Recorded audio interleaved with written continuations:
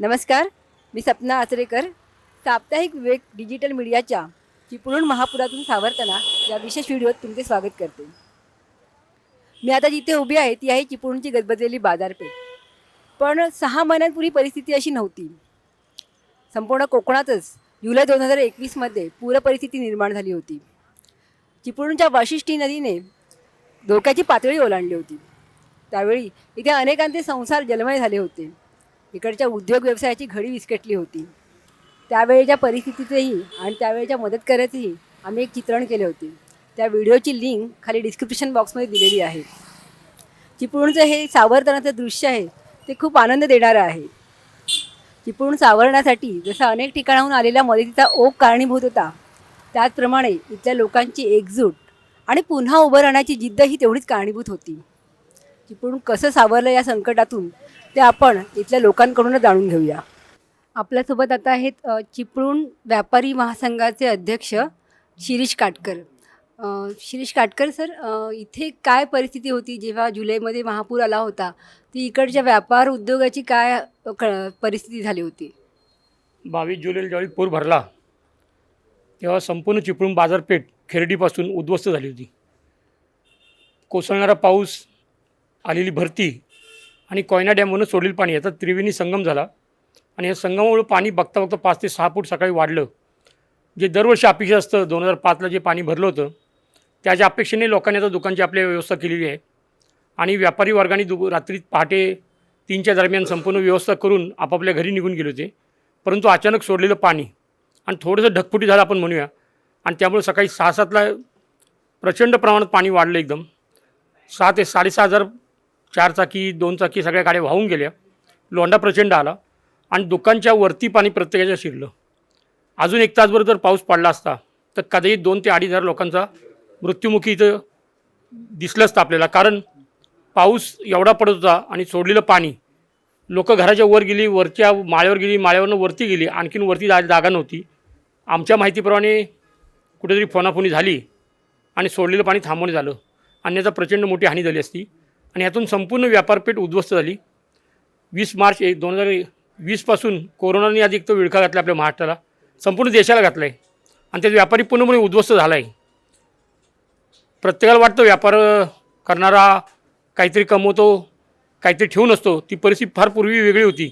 परंतु कोरोनापासून व्यापारी अक्षरशः हालाकी दिवस जगतो आहे. स्त्रीधन सोडून प्रत्येकाचं काही ना काहीतरी बँकेत घाणवट टाकलेलं आहे आणि आमचं शासनाला तेच म्हणणं होतं की व्यापाऱ्यांसाठी काहीतरी तुम्ही तत्काळ आर्थिक मदत बँकेच्या मार्फत वेगवेगळ्या संस्थेमार्फत करा. तशी कोणतीही मदत आली नाही आणि व्यापारी हा कोकणी माणूस जिद्दी असल्यामुळे, ही परशुरामाची भूमी असल्यामुळं जिद्दीनं तो उभा राहिला आणि मग त्यांनी 3 महिन्यानंतर तुम्ही आता जर बघितलं तर हेच काही चिपळूण 22 जुलैचं जे आपण टी व्हीच्या माध्यमातून बघितलं असा प्रश्न तुम्हाला पडेल.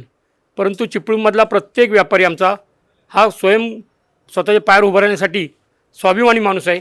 कुठेही हात पसरत नाही तो आणि चिपळूणकरात दाता आहे. आत्तापर्यंत चिपळूणकरांनी अनेकांना दिलं म्हणून चिपळूणमध्ये वेगवेगळ्या राज्यातनं, उत्तराखंड असेल, राजस्थान असेल, वेगवेगळ्या समाजातली लोकं, धर्मातली लोकं इथं मदत घेऊन आली. जवळजवळ 14,000 कार्यकर्ते इथं आले आपल्या इथं चिपळूणमध्ये. ठाण्याचे उपायुक्त, मीराभाईंदरचे उपायुक्त आणि जवळजवळ 200 तिथले कर्मचारी मोठमोठी मशिनरी घेऊन आले. म्हणून नाही तर भविष्यामध्ये फार मोठी भीती होती चिपळूणला की इथं रोगराई पसरणार होती.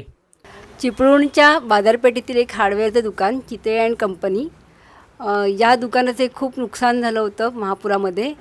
त्याचे मालक उदय चितळेजी आपल्याबरोबर आहेत. उदयजी, कशा प्रकारचं नुकसान झालं होतं तुमच्या दुकानाचं? अखंड चिपळूणकरांचं आमच्या 90% चिपळूण आमचं पाण्यात होतं. म्हणजे त्याचं गांभीर्याने त्याची नोंद व्हावी म्हणून मी प्रथम तो उल्लेख करतो की वैयक्तिक आमच्या सर्व व्यापाऱ्यांचंच नुकसान झालं, पण अखंड चिपळूणचा विचार केला तर 90% चिपळूण आमचं पाण्यात होतं. म्हणजे असा पूर कधी आम्ही पण बघितलेला नाही. चिपळूण तसं या पूर्वी 1965, 2005 असं 3-4 वेळा मोठ्या प्रमाणात चिपळूणात पाणी भरलेलं आहे. आमच्या ह्या इथे जे आत्ता जागेत आपण बसलो आहे, 1965 सालीसुद्धा मोठा पूर येऊन आमचं खूप तेव्हा नुकसान झालं होतं. तेव्हा आमचं किराणाचं दुकान होतं. मग नंतर आम्हाला शेवटी इतका प्रॉब्लेम आला की आम्हाला ते धंद्याची लाईन चेंज करायला लागली आणि मग आता आम्ही हे सगळं बिल्डिंग मटेरियल, प्लंबिंग मटेरियल असं आता हे दुकान चालू केलं. ते आता परत आत्ताच्या 2022ला 21ला आपल्याला परत 22 तारखेच्या पुरामध्ये खूप प्रमाणात आमचं नुकसान ह्याविषयी झालं. तुमचं स्वतःचं खूप नुकसान होत होतं दुकानाचं, पण त्याच वेळेला तुम्ही मदतकार्यसुद्धा करत होतात, तर त्याविषयी सांगाल का? तर संघाचं इथे एकच आमचा एरिया होता, पाग एरिया, तेवढाच फक्त पुरापासून वंचित असा राहिलेला होता. त्याच्यामुळे आमच्यापुढे पर्याय पण नव्हता काही, की आम्ही दुसरा काही विचारच करू शकत नव्हतो. कारण आणि खाली कल्पना, आता माझ्या स्वतःच्या दुकानच्या वरून 2 फूट पाणी गेलेलं होतं.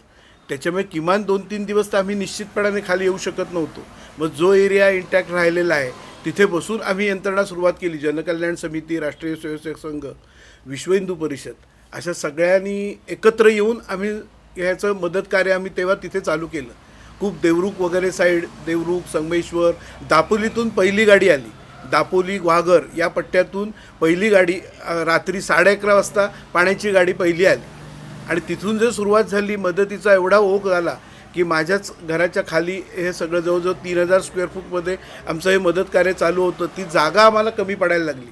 म्हणून शेवटी नाईलाजाने आम्ही इथे गद्रे इंग्लिश मिडियम स्कूल आमचं आहे, ते हायस्कूल आम्ही ताब्यात घेऊन त्या हायस्कूलमध्ये मदत कार्य पुढे 4-5 दिवसानंतर चालू केलं. उदयजित कोकण विकास प्रतिष्ठानच्या माध्यमातून पण खूप मदतकार्य झालं होतं, तर त्याविषयी सांगाल का? कोकण विकास प्रतिष्ठानच्या वतीने सुरेशराव साठ्यांनी, म्हणजे त्यांचं वय जवळजवळ आत्ता 80पर्यंत आलेल्या ग्रस्त आहेत. ते पूर्ण स्वयंसेवक, जुने प्रचारक आमचे, पण त्यांनी अक्षरशः आम्हाला लाजवेल असं आमच्या पुढ्यात कामगिरी आणून दिली. माझ्या हिशोबाप्रमाणे त्यांनी किमान 15 ते 20 लाख रुपये तरी वेगवेगळ्या ठिकाणून जमा करून आणले. इथे त्याचे मग आम्ही 3-4 सेंटर तयार केलेली होती. त्या 4 सेंटरवर आम्ही सगळी माहिती कलेक्ट करत होतो आणि मग त्या माहितीच्या आधारावर त्या प्रत्येक व्यापाऱ्याकडे 5,000, 10,000, 2,000 असे ज्याची ज्याची गरज असेल ते, संपूर्णपणाने 100% सहकार्याचं आपण कोणाला करू शकत नाही, पण जेवढं आम्हाला शक्य होतं, कारण मदत अनेक संस्थांकडून अनेक प्रकाराने आली. शेवटी आम्हाला 4-5 दिवसांनी आमचं जे संघाच्या कार्यालयाची मदत केंद्र होतं ते आम्ही थांबवण्यापर्यंत आलो, इतकी मदत आमची आली. आता आपण जिथे आहोत ती आहे केशव आप्पाजी ओक नावाची घाऊक किराणा मालाची पेढी. या पेढीतही खूप नुकसान झालं होतं. या पेढीचे चालक मंदार ओक आपल्यासोबत आहेत. मंदारजी, कशा प्रकारचं नुकसान झालं होतं या महापुरामध्ये, जेव्हा जुलैमध्ये पूर आला होता? अर्थात तुम्ही इथे बघताय, हा जवळजवळ 3000 स्क्वेअर फूटचा जो एरिया आहे, याच्यामध्ये सगळं जे सामान होतं ते तर पाण्यात होतं. आमच्या 3 घरात पाणी होतं, गोडाऊन पाण्यात होती, त्यामुळे नुकसान तर भरत झालं होतं आणि सगळ्या चिपळूणचंच झालं होतं, त्यात काही हे नाही. पण ह्याच्यामध्ये सगळ्यात महत्त्वाची गोष्ट म्हणजे की आजूबाजूच्या महाराष्ट्रातनं जी मदत आली ती वैयक्तिक पातळीवर, संस्थांच्या पातळीवर बरीच आली, पण शासकीय आणि प्रशासकीय पातळीवरची जी मदत पुढे ज्या पद्धतीनं शासनानं द्यायला पाहिजे ती फार तुटपुंजी होती. आणि इन्शुरन्स आणि हे त्याचे क्लेम मिळवणं हे व्यापाऱ्यांना फार कठीण गेलं, कारण त्यातले जे इन्शुरन्स मिळवण्यासाठी जी धडपड काढायला लागली आहे ती फार जटिल होती. एका ठिकाणी तुम्हाला हे सगळं साफसफाई करायचं आहे, घरातली वैयक्तिक नुकसान, दुकानातली नुकसान, जे आमच्या संपूर्ण व्यापारी बांधवांची जी धावपळ झाली 4-5 महिन्यात ती शब्दबद्ध करणं कठीण आहे. ते समजूनच घ्यायला पाहिजे, किंवा ते प्रत्यक्ष ज्याच्या असावे जातीचे म्हणतात तशा पद्धतीनं मी म्हणेन. पण तरीसुद्धा आम्ही सगळे व्यापारी बांधव एकजुटीनं उभे राहिलो. ह्या सगळ्या ह्याच्यामध्ये अनेक संस्थांनी जी मदत केली, त्यात जनकल्याण समितीचं वाटा मोठा आहे. त्यांनी वैयक्तिक पातळीवर पण सुरुवातीला त्यांनी इथे शिबिर ठेवलं होतं आणि त्या पातळीवरती मदत केली होती. नंतर व्यापाऱ्यांनासुद्धा त्यांनी काही रक्कम रोख स्वरूपात अशी मदत केलेली होती. तर त्याचप्रमाणे इथे चिपळुणाचे मदतीला येणारे असंख्य कार्यकर्ते होते, शेकडो कार्यकर्ते होते, इथली लोक स्थानिक रहिवासी होते. यांच्यासाठी वाशीच्या सेक्टर 29मधल्या वाशीच्या वैष्णव समाजसेवा पब्लिक चॅरिटेबल ट्रस्टकडनं रोज 5000 लोकांचं जेवण असं 10 दिवस त्यांनी संपूर्ण सेटअप इथे पाठवला होता. आणि त्या पद्धतीनं त्यांनी त्यांचे आचारी, कामगार, पोळ्या लाटायला आलेली माणसं, त्यांची डिस्ट्रीब्युशनसाठी असलेली सामुग्री, असं सगळं त्यांनी पाठवलं होतं. आणखीन तुम्हाला हवं आहे का असं त्यांनी सांगितलं होतं. अशा पद्धतीचं एक मोठं भरीव कार्य त्यांच्याकडनंही झालं होतं. ते आम्ही इथल्या पातळीवरती आमच्या व्यापाऱ्यांनी ह्याही अवस्थेमध्ये आम्ही असतानासुद्धा हा सगळा सेटअप उभा केला आणि ती मॅनेजमेंट आमच्या पद्धतीनं करायचा आम्ही प्रयत्न केला. महापुरात जसं मोठ्या व्यावसायिकांचं, मोठ्या उद्योगांचं जसं नुकसान झालं, तसं छोटे जे व्यावसायिक होते त्यांचंही खूप नुकसान झालं होतं. आता आपण एका स्टेशनरी दुकानात आहोत, एका छोट्या स्टेशनरी दुकानात आहोत, न्यू गजानन स्टोअर्स. त्याचे मालक आपल्याबरोबर आहेत. प्रशांतजी, तुमच्या या इथं स्टेशनरी दुकान आहे, इथे वह्या आहेत, पुस्तकं आहेत, तर या सगळ्याचं खूप नुकसान झालं असेल तर ते नुकसान कशा प्रकारचं होतं आणि जी तुम्हाला मदत मिळाली ती कशा प्रकारची होती? नमस्कार. 26 आणि 27 या जुलैला जो महापूर आला त्यामध्ये हा अनपेक्षित आलेला महापूर होता, ज्याची कल्पनासुद्धा आम्ही चिपळूणकरांनी केलेली नव्हती. हा माल उचलणं शक्यच नव्हतं, कारण फार कमी अवधीमध्ये एवढा मोठा माल हलवणं हे शक्यच नव्हतं. या परिस्थितीतून आम्ही सावरलो ते म्हणजे आम्ही जी जोडलेली माणसं होती ती आम्हाला ह्या महापुरानंतर मदतीला आली. जे व्यापारी संबंध आमचे जोडलेले होते त्यांचा आम्हाला खूपच फायदा झाला, कारण ह्या महापुरामुळे आम्ही साधारण 10 ते 12 वर्ष आमच्या इथला व्यापारी पाठी गेला. आता हा आमचा व्यवसाय साधारण 40-50 वर्षापूर्वीपासूनचा आहे. तर हे जे काही जोपासलेले संबंध होते तर त्या व्यापाऱ्याने आम्हाला खूपच चांगलं सहकार्य केलं. त्यांनी आम्हाला शब्द दिला की तुम्ही आता मागचं राहू दे, तुम्ही नंतर ते जे काय आमचं काय देणं बिणं असेल ते नंतर दिलं तरी चालेल, पण आता तुम्हाला काय लागणार आहे पुन्हा उभं राहायला तो आम्ही माल पाठवून देऊ. आणि आत्ता हे जे काय पूर्ण चित्र रंगलेलं दिसतंय हे सगळं आणि सगळं आमच्या या व्यापाऱ्यांच्या सहकार्यामुळे तुम्हाला दिसतंय. नमस्कार, मी किशोर चंद्रकांत कडवेकर, चिपळूण बाजारपेठेमध्ये किराणा व्यापारी आहे आणि कांदा बटाटा लसणीचा घाऊक व्यापार करतो. 22 जुलै 2021 रोजी जो काही महापूर आला त्या महापुरामध्ये सर्वच्या सर्व चिपळूण बाजारपेठेचं जे काही नुकसान झालं, जे काही रहिवासी क्षेत्राचं नुकसान झालं ते कधीही भरून निघणार नाही अशाच स्वरूपाचं आहे. ज्यामध्ये चिपळूण बाजारपेठेचा विचार केला, चिपळूण बाजारपेठ जवळपास 3 वर्ष झाली तरी सावरणार नाही. या महापुराच्या परिस्थितीतून बाहेर कसं पडावं, आलेला चिखल, झालेलं नुकसान, भिजलेलं सामान यांची विल्हेवाट कशी लावावी असा विचार चालू असताना शासकीय स्तरावरून ज्या काही मदती सुरू करण्यात आलेल्या होत्या त्या व्यापाऱ्यांपर्यंत पोहोचायच्या आधीच महापूर ओसरून 24 तास व्हायच्या आतच संघ परिवाराकडून जी काही मदत आपदग्रस्तांना केली गेली, व्यापारी बंधूंना केली गेली, सर्व रहिवासी क्षेत्रामध्ये बाधित असणाऱ्या कुटुंबियांना केली गेली, त्या मदतीला कोणत्याही प्रकारे कुठल्याही कार्याशी जी तुलना होऊ शकत नाही, त्याला काही तोड नाही. आज जी काही चिपळूण बाजारपेठ सावरलेली आहे किंवा चिपळुणातील आपदग्रस्त घरं सावरलेली आहेत, याचं जर श्रेय द्यायचं झालं तर ते संघ परिवाराने केलेल्या मदतीलाच द्यावं लागेल. कारण त्यांनी ज्या प्रकारे मदत केली ही मदत फक्त भारतीय लष्करच इतक्या कमी वेगामध्ये लोकांना पुरवू शकतं, लोकांपर्यंत पोहोचू शकतं. वसंत शंकर चव्हाण, राहणार शंकरवाडी, मुरादपूर शंकरवाडी. आम्ही आता वाशिष्ठी नदीवर आलेलं आहे. त्यांना दाखवत आहे मी की कुठपासून पाणी कुठपर्यंत गेलं ते, की तो टांग्याचा इथं बंधारा आहे तो फुटला आणि सगळ्या लोकांना त्रास झाला. आमच्या घरी 10 फूट पाणी आलेलं होतं, तरीसुद्धा आम्ही तसे 4 फूट पाणी खाली बाकी याचं वरती होतं. कसं आम्ही वर थांबलो. तेव्हा 2:30 वाजता पाणी कमी व्हायला लागलं. त्यावेळेस आम्ही खाली आलो. तेव्हा 7 वाजता सगळं संपलं ते त्यावेळेस. तेव्हा आम्ही सगळे जरा फिरायला लागलो, कुठे कुठे काय काय होतं ते बघायला. मग आमच्या घरात तिकडवर होताच तो आम्ही नंतर काढला शेवटी. मग आणि बाहेरच्या लोकांनी आम्हाला भरपूर मदत केली. त्या लोकांनी आम्हाला भरपूर पुष्कळ मदत केली नाही. आम्हाला पुरेशी मदत त्यांनी केला नाही. पैसा लोकांना मदत धान्य भरपूर मिळालं. या मदत कार्यामध्ये समाजातील सगळ्या प्रकारचे लोक सहभागी झाले होते. इथे मेमन समाजाचे सुद्धा लोक इथे सहभागी झाले होते. मेमन समाजानेही खूप मोठं काम केलं होतं या मदत कार्यामध्ये. आमच्या इकडं जेव्हा पूर आला त्यावेळी एवढी भयानक परिस्थिती, पाणी एवढे मोठे प्रमाणात सोडण्यात आलं, त्याच्यामुळे भरपूर नुकसान झालं. आम्हाला माल हलवता आलेला नाही, तेवढी संधी मिळाली नाही. रात्रीची वेळ होती त्यामुळे खूपच नुकसान झालं मोठे प्रमाणात. आणि त्याच्यानंतर माल उचला ठेवा ह्याच्या पलीकडं आम्ही जास्त करून लोकांचं, इतर लोकांचं काय नुकसान झालं आहे त्यांना कशी मदत करता येईल ह्या भावनेतून आम्ही काम करत गेलो. आणि आमच्या समाजाने जास्तपैकी ह्याच्यात लक्ष देऊन आधी सुरुवातीला पाण्यापासून काही खाण्यापिण्याचे बिस्किट असतील किंवा आणखी काय आयटम असेल तशा पद्धतीने समाजाने बऱ्यापैकी केला. आणि शेजारचे जे शिंगारतळे तिथं आमचा समाज आहे, आणखी रत्नागिरी आहे, राजापूर आहे, संगमेश्वर आहे, इकडनं बरेपैकी आमचे समाज फोन करून त्यांना कळवलेलं, त्या हिशोबाने ते आले आणि बरेपैकी मदत दिली आणि त्याचं आम्ही वाटप चांगल्या पद्धतीने केलेलं.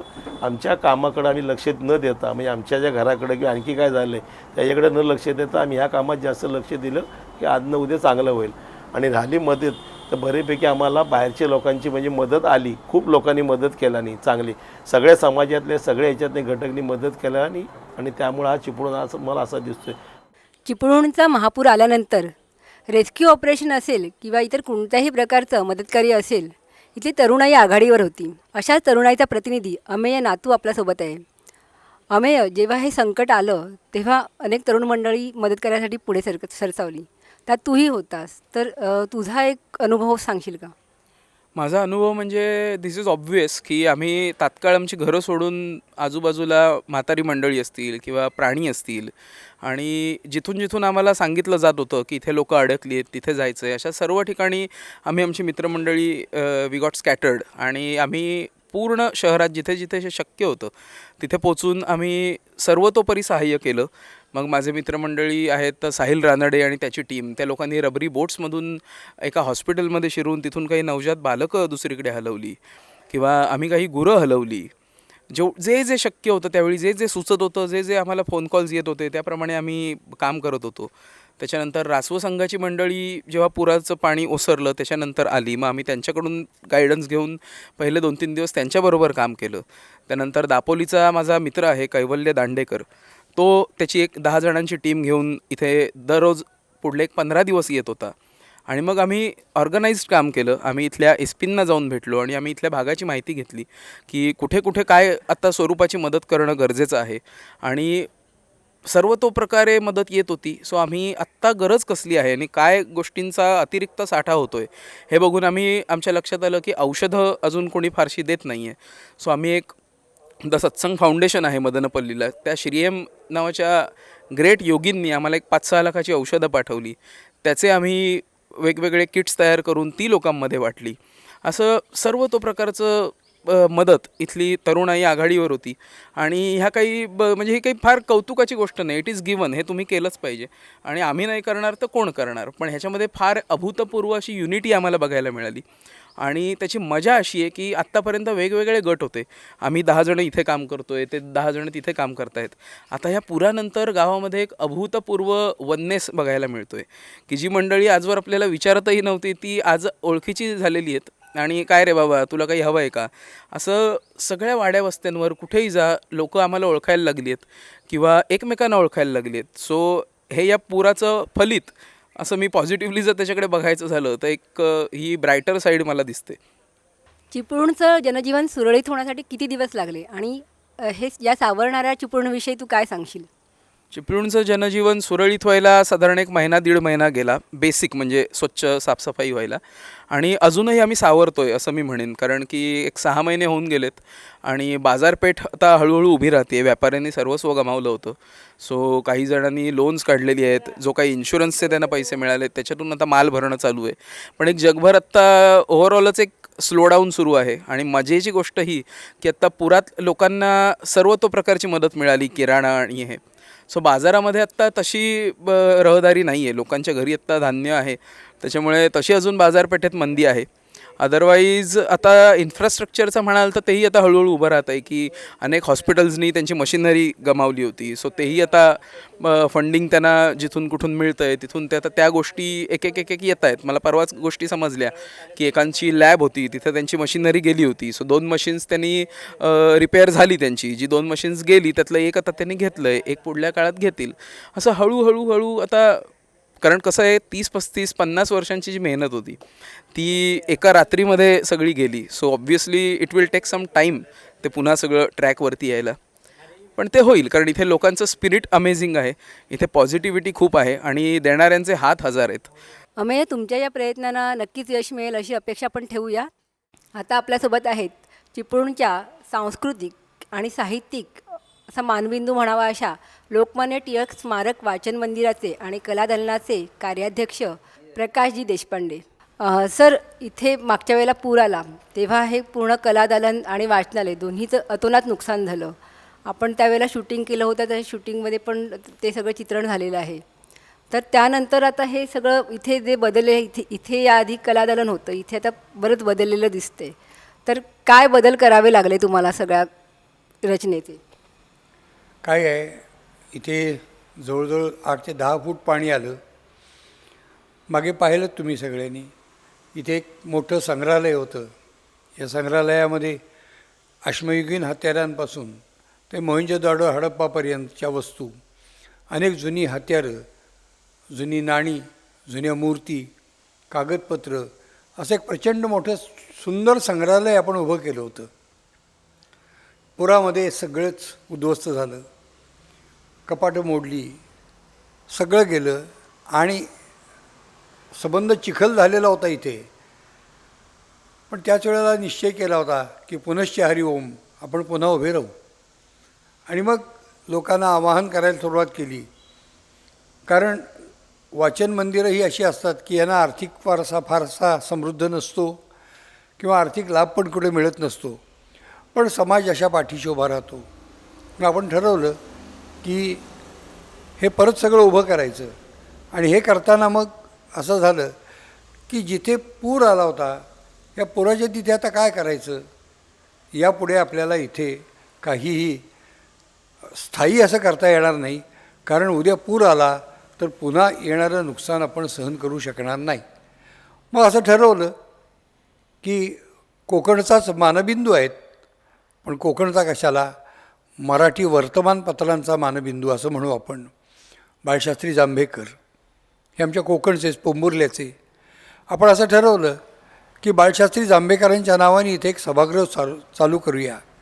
या सभागृहामध्ये पत्रकारांसाठी सगळ्या सुविधा असतील, इथे छोटी व्याख्यानं होतील, काही चर्चासत्र होतील. यासाठी म्हणून आपण हे सभागृह उभं करूया. सभागृह करायचं ठरल्याबरोबर विचार मनात आला. 6 जानेवारी 1832 या दिवशी दर्पणचा प्रारंभ झाला. नाना शंकरशेठ आणि बाळशास्त्री जांभेकर एक अभेद्य मैत्री होती. त्या दोघांनी मिळून मुंबईत अनेक वास्तू उभ्या केल्या, माणसं उभी केली. मग असा विचार केला की ज्या नाना वाड्यामध्ये बैठका होत असत, ज्या नाना वाड्यामध्ये बसून पुढचं काय करायचं हे ठरवलं जायचं, त्या ठिकाणी आपण तसंच नाना वाड्यात जसा वाडा होता तसं एक छान सभागृह तयार करूया. मात्र एक विचार केला की पूर आला तर लाकूड कुसेल, पाण्यात फुगेल आणि नष्ट होईल. आणि त्यामुळे आम्ही फायबरमध्ये पण 1832च्या कालखंडात जशा जुन्या इमारती होत्या त्याप्रमाणे हे सभागृह उभं केलं. हे सभागृह उभं केलं त्यावेळेला आणखी एक विचार केला की या सभागृहात बाळशास्त्री जांभेकरांचा तैलचित्र असेल, पुतळा असेल, पण त्याबरोबर पत्रकारितेतले मानबिंदूसुद्धा असावेत. हे सभागृह केलं त्याबरोबर कोकणचं बुद्धिवैभव सगळ्यात मोठं जर काही असेल तर संपूर्ण देशाला आणि विश्वाला कोकणानं प्रचंड बुद्धिवैभव दिले. आणि म्हणून आपण एक कलादालन उभं केलं. त्या कलादालनात 80 तैलचित्र आहेत. मग त्यात समाजसुधारक आहेत, इतिहास संशोधक आहेत, भारतरत्न आहेत. या सगळ्यांची तैलचित्र आपण तिथं लावलेली आहेत. आपण वरती जाऊया.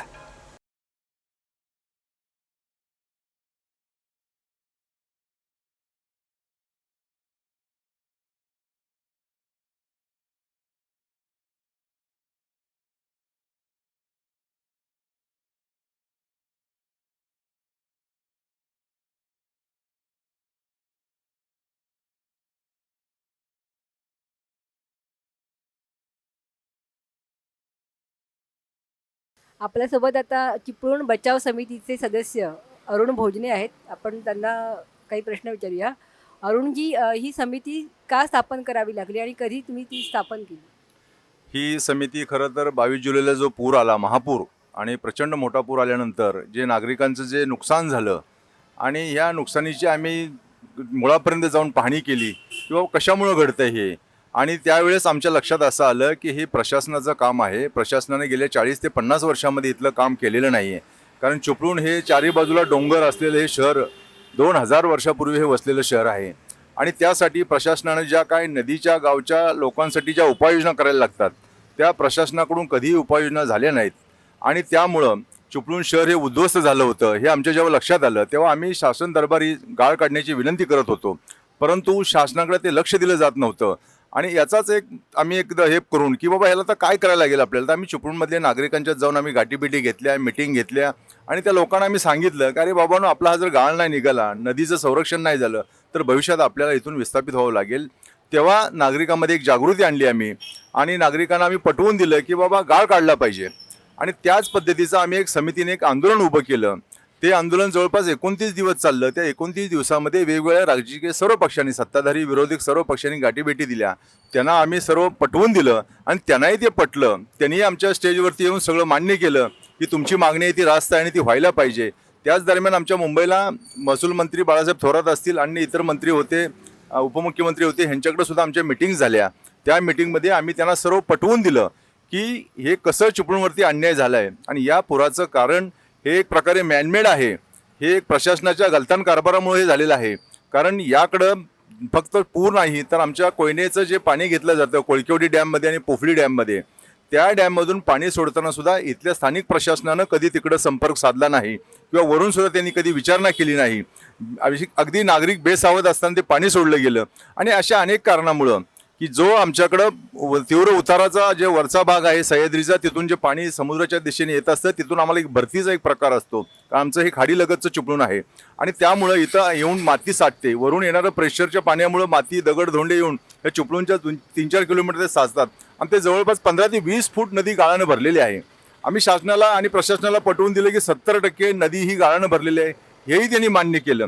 आणि या सर्व गोष्टीचा पाठपुरावा करण्यासाठी आम्हाला एक तीव्र आंदोलन करावं लागलं.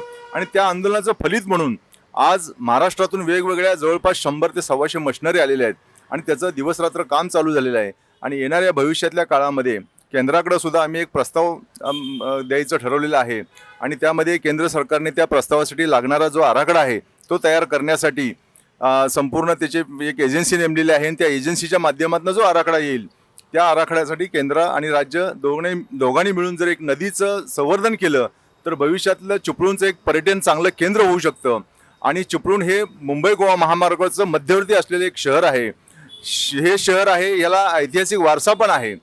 2000 वर्षापूर्वीचे शहर जेव्हा ही परशुरामाची भूमी आहे तेव्हा याकडं सर्व लोकप्रतिनिधी लक्ष देऊन गांभीर्यानं हा विचार करावा. आज जवळपास 1.25 ते 1.5 लाख लोक ह्या नदी किनारे राहतात आणि हे 2000 वर्षापासून राहतात. त्यामुळे त्यांचा विचार करणं हे शासनाचं कर्तव्यच आहे. परंतु शासनानं आपली जबाबदारी झटकून एक आमच्याकडं निळी आणि लाल रेषा मारून आम्ही या ठिकाणी राहू शकत नाही अशा प्रकारचा आम्हाला एक मेसेज दिला आहे. त्यासाठी आम्ही आंदोलन छेडलं होतं आणि शासनानं आम्हाला एक आश्वासन दिलं आहे की पुढे जाऊन आम्ही गाळ काढल्यानंतर नदीची पाण्याची लेवल आहे ते आम्ही तपासू आणि नंतर ते लाईन कमी करू. आणि तेव्हा आंदोलन आम्ही हे फक्त स्थगित केले, आम्ही उपोषण संपवलेलं नाही. या समितीचे आणखीन एक सदस्य योगेश कोलगे जी आपल्यासोबत आहेत. योगेशजी, लोकांचा या आंदोलनामध्ये सहभाग कसा होता? चिपळूणकरांचा सहभाग कसा होता? चिपळूणकरांचा सहभाग तर भरपूर होता. अगदी बायका म्हणा किंवा अगदी वयोवृद्ध माणसं या आंदोलनामध्ये सहभागी झाले होते. कधी रस्त्यावर उतरत नव्हती ती पण माणसं या आंदोलनासाठी तिथे रात्रंदिवस येऊन बसत होती. चिपळूणला महापूर मुक्त करण्यासाठी जे चिपळूण बचाव समितीने प्रयत्न सुरू केले आहेत त्यात त्यांना यश मिळावं. शासनाने, प्रशासनाने यासाठी जे काही कामं सुरू केली आहेत ती लवकरात लवकर पूर्ण झाली तर पुन्हा चिपळूणकरांना आंदोलनासाठी बसण्याची वेळ येणार नाही. चिपळूणमध्ये असे एक जलदूत आहेत जे अनेक वर्ष चिपळूणमधल्या नद्यांचा अभ्यास करत आहेत आणि महापूर पुन्हा येऊ नये किंवा अशा जर आपत्ती आल्या तर काय कमीत कमी नुकसान कसं होईल. त्यांचं नाव आहे शाहनवाज शाह. आपण त्यांनाच विचारूया की या नद्यांची काय स्थिती आहे आणि काय उपाययोजना करणं गरजेचं आहे. सर्वप्रथम आपल्याला चिपळूण तालुक्याचा इतिहास पाहावा लागेल. या चिपळूण तालुका जो वसलेला आहे हा 2000 वर्षापूर्वी ऐतिहासिक त्याला परंपरा आहे आणि जो वसण्याचं प्रमुख कारण होतं की सुलभ जलवाहतूक. ज्या दाभोळ भागातून जी खाडी वाशिष्ठी नदीचं पाणी येतं ते पूर्वी चिपळूण शहरापर्यंत यायचं. म्हणजे जिथे आता मुरादपूर, मिठागरी मोल्ला म्हटला जातो इथपर्यंत ते पाणी यायचं. तिथे मिठाचे आगार होते आणि या पद्धतीनं मोठमोठ्या ज्या बोटी आहेत या इथपर्यंत पाणी येत असल्यामुळे मुंबईला अत्यंत सुलभ वाहतूक होती. मुंबईतील मोठ्या बोटी दाभोळपर्यंत यायच्या आणि दाभोळनंतर छोट्या बोटीनं लोक इथं चिपळूण शहरात यायची. बाकी जो चिपळूण शहराला व्यापाराचं स्वरूप आलं, याच्यामध्ये कौले असतील, राशन असेल, सिमेंट असेल, हे पूर्णपणे चिपळूणचा बाजारपूल आहे ते एक बंदर नाका होता. या बंदर नाक्यापर्यंत पूर्णपणे त्या ठिकाणी मोठमोठी गलबत यायची आणि त्यातून तो वाहतूक चालू होत होती. परंतु काही काळानं कोयना धरणाचं उगम झाला, म्हणजे कोयना धरण करण्याचं ठरलं 1951ला. 1951ला कोयना धरणाची निर्मिती होत होताना त्याच्यासाठी म्हणजे आवश्यक सामान होतं, अवजड सामान होतं, अवजड मशिनरी होती, ही पूर्णपणे आपल्या या जलवाहतुकी मार्गेच आली. पण कोयना धरण झाल्यानंतर त्यांनी जवळजवळ 70 किलोमीटरचा इलेक्ट्रिसिटी जनरेशनसाठी टनेल्स तयार केले.